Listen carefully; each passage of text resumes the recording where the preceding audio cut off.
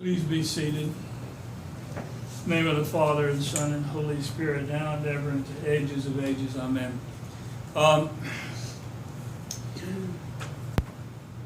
We celebrate today the lives and resurrection of 7 young men of Ephesus. What happened during the reign of Decius, of course, Ephesus was a budding Christian capital.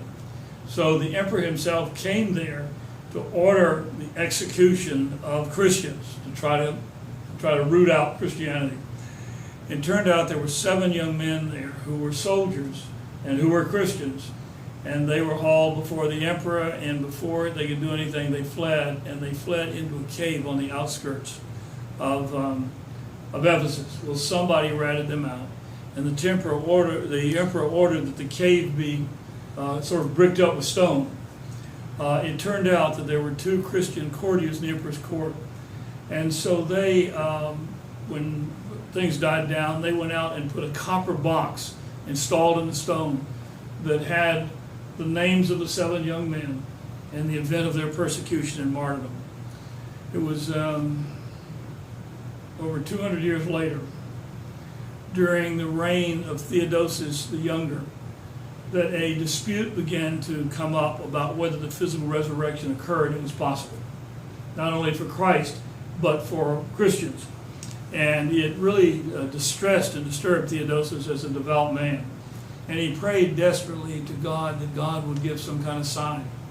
Now it's interesting, not only did that come up then, but we've had it come up in our time, even in Catholicism. Some years ago, 15 or 20 years ago, the Kennedy women, Eustace Shriver, Patricia Smith, and I've forgotten who else was involved, financed a movie about Christ. In the end of the movie, she portrays the resurrection as the fact that Mary, Christ's mother, convinced the apostles that he was alive in the spirit in their hearts, totally denying the physical resurrection. And these were devout Catholics. And so that debate has gone on in our time. The liberal Protestant denominations, like the Episcopalians, like the Methodists, like the Lutherans, like the United Church of Christ, have people there that believe that Christ's resurrection was only spiritual, not physical.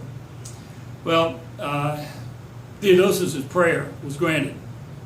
And what happened is that some shepherds began taking the stones away, not knowing that it was a grave, because they needed to build a couple of sheepfolds for their sheep. And lo and behold, they found the copper box. And when they opened the cave, the young men stood up and walked out, literally at the same age and vitality they were 200 years younger when they were buried in. They came into Ephesus, and Theodosius was so moved, he came himself to Ephesus to see it.